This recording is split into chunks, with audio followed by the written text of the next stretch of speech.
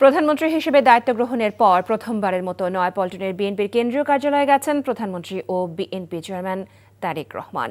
কিছুক্ষণ আগে তিনি গুলশানে কেন্দ্রীয় কার্যালয়ে পৌঁছান। এ সময় অপেক্ষায় থাকা নেতাকর্মীরা স্লোগানে তাকে বরণ করে নেন।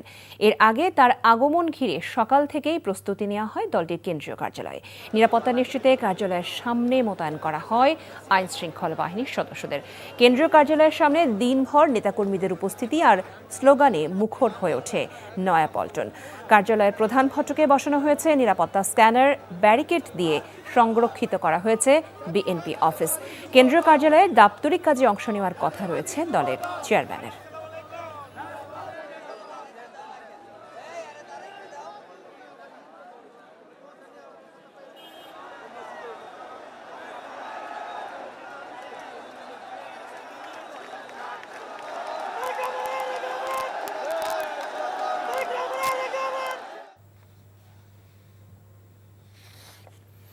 দর্শক, এই মুহূর্তে বিএনপির কেন্দ্রীয় কার্যালয়ের সামনে আছেন সহকর্মী ইফতেখার রেজা। আমরা সরাসরি তার সাথে যুক্ত হচ্ছি। রেজা, প্রধানমন্ত্রী কি পৌঁছেছেন দলের কেন্দ্রীয় কার্যালয়ে?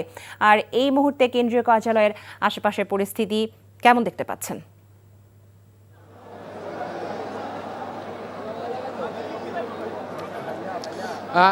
7:24 এসে দলের কেন্দ্রীয় কার্যালয়ে পৌঁছেছেন বিএনপির চেয়ারম্যান ও প্রধানমন্ত্রী তারেক রহমান। এবং এখন আমরা যতটুকু জানতে পেরেছি, কার্যালয়ের অভ্যন্তরে তিনি দলীয় যে দাপ্তরিক কাজ, সেই কাজগুলো কিছুটা দেখাশোনা করছেন বলে আমরা জানতে পেরেছি। এবং এর সাথে আমি আপনাকে জানিয়ে রাখতে চাই যে তার দলীয় কার্যালয়ে আসার সময় 5টা বা 5টা ঠিক পরে হলেও তিনি সংসদীয় কমিটির বৈঠকের কারণে আসতে কিছুটা বিলম্ব হয়েছে।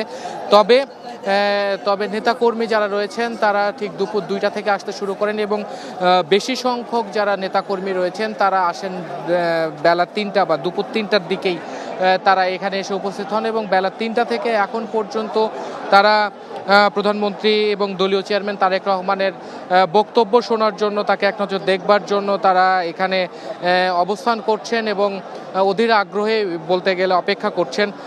এবং সেই বিকেল 3টা থেকে এখন পর্যন্ত তারা স্লোগানে মুখরিত করছেন পল্টনের আশেপাশ। এবং আমি আপনাকে জানিয়ে রাখতে চাই যে এই পল্টন কার্যালয়ের যে নিরাপত্তা ব্যবস্থা, সেটি জোরদার করা হয়েছে দুপুরের আগে থেকেই। আইন শৃঙ্খলা রক্ষাকারী বাহিনীর বিভিন্ন যে সংস্থাগুলো রয়েছে, সেই সংস্থাগুলোর সদস্যরা এখানে আসেন এবং কার্যালয়ের সামনের বেশ কিছু স্থান তারা সংরক্ষিত করেন এবং সেখানে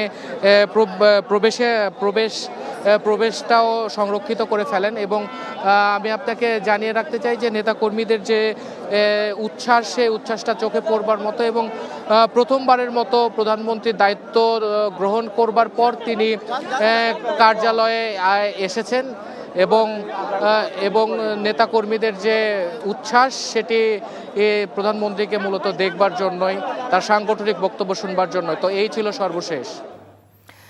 দর্শক, আমরা জানছিলাম নয়াপল্টনে বিএনপির কেন্দ্রীয় কার্যালয়ে প্রধানমন্ত্রী তারেক রহমানের আগমনের খবর।